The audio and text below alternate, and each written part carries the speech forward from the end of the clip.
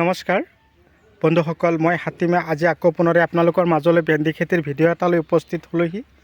আজি মোৰ আলোচ্য বিষয় হ'ব যে ভেন্দি গছ তাৰমানে গুটি দিয়াৰ পৰা আৰম্ভ কৰি লাগন 35 বা 32 ডেজত আমি কেনেকৈ উঠাব পাৰিম, আৰু এই ভেন্দি খেতিৰ কাৰণে কোনটো দানা আটাইতকৈ বেছি ভাল, আৰু এই ভেন্দি খেতি কৰিবৰ কাৰণে আমি কোন ধৰণৰ ফাৰ্টিলাইজাৰ ব্যৱহাৰ কৰিব লাগিব।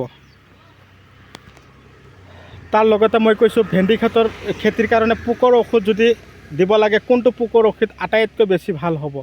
তো আজিৰ এই ভিডিঅ'টোত আপোনালোকে সম্পূৰ্ণ তথ্য পাই যাব। খেতিত পানী কেইবাৰ দিব লাগে, কিমান দিন ডিষ্টেঞ্চ ৰাখি পানী দিলে বহুত ভাল হয়। তো আজিৰ এই ভিডিঅ'টোত আপোনালোকে সম্পূৰ্ণ কথাখিনি জানিব পাৰিব।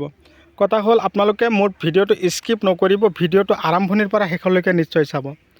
তো গছৰ পাতবিলাক কি হয়, সৰু থাকোঁতেই পাতবিলাক কোচ খাই যায়।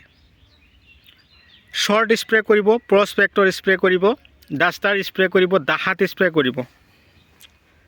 মাটি বেছি শুকাই যায়, আপোনালোকে 15 দিন পিছে পিছে পানীৰ যোগান ধৰিব। মাটি বেছি শুকাই গ'লে ফাংগিচাইড লাগি যায়। এতিয়া কথা হ'ল সৰু থাকোঁতে গছৰ যাতে ভেন্দি উঠাব পাৰোঁ। এতিয়া কিন্তু ভেন্দিৰ যিহে দাম 70-80 টকা কিলো আমাৰ খাৰুপেটীয়া বজাৰত। গছত চাওক কিমান ধুনীয়াকৈ লাগিছে। তাৰ কাৰণে আমি কি ফাৰ্টিলাইজাৰ ইউজ কৰিব লাগিব? অজন্তা প্লাছ, মনত ৰাখিব, গ্ৰিফিন আৰু গল্ড স্পেচিয়েল চইল, এই তিনিটা দানা যদি আপোনালোকৰ খেতিত দিব পাৰে, আপোনালোকৰ গছবিলাকত সৰু থাকোঁতে গছত ধুনীয়া ফলন আহি যাব।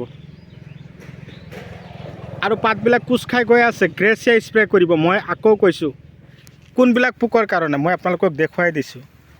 এনেকুৱা ধৰণৰ চাব পাৰিছে, পোকৰ অৱস্থা চাইছে না? পোকে কি কৰি আছে, গছৰ আগটো কি কৰি আছে চাইছে না?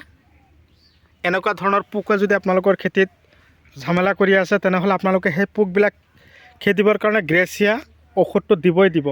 ইমানেই ভাল ঔষধ, কি ক'ম আৰু। আপোনালোকে যদি সপ্তাহত এবাৰ স্প্ৰে কৰে, তেনেহ'লে আপোনালোকৰ ভেন্দি গছৰ পাতবিলাক আশা কৰোঁ এনেকুৱাই চিকচিকীয়া হৈ থাকিব। আজিৰ এই ভিডিঅ'টো সমস্যা হ'ল পোকৰ, আৰু এটা সমস্যাৰ কথা কৈ আছোঁ, সেইটো হ'ল ফাংগিচাইড। গছৰ গুৰিটো শুকাই যায়। কিয় যায়? গছত যেতিয়া পানীৰ যোগান ধৰিবলৈ আমি নাপাওঁ, যেতিয়া পানীৰ যোগান কম হয়, যেতিয়া আমি পানীৰ যোগান ধৰিব নোৱাৰোঁ, সেই মুহূৰ্তত গছৰ গুৰিটো শুকাই যোৱাৰ সম্ভাৱনা থাকে। সেইকাৰণে আপোনালোকে কি কৰিব, গছত পানীৰ যোগান ধৰিব, খেতিত সঘনাই পানী দিব। ভেন্দি খেতিত পানী জমা হৈ থাকিলেও গছবিলাক মৰি নাযায়। যিমানে বৰষুণ নহওক, পানী জমা হৈ থাকিলেও কোনো ধৰণৰ অসুবিধা নহ'ব। সেইকাৰণে ভেন্দি খেতিত পানী দিওঁতে আপোনালোকে কোনো ধৰণৰ সমস্যাত নপৰে। আপোনালোকে বিন্দাছ পানী দিব। আৰু মাজে মাজে আপোনালোকে ইউৰিয়া, DAP এইবিলাক সিঁচি থাকিব। আৰু লক্ষন্তি, জুডিঅ' পাৱাৰ, এই ঔষধ দুটা মনত ৰাখিব। এই ঔষধ দুটা বহুত ভাল কাম দিয়ে, আৰু খেতিত কোনো ধৰণৰ সমস্যা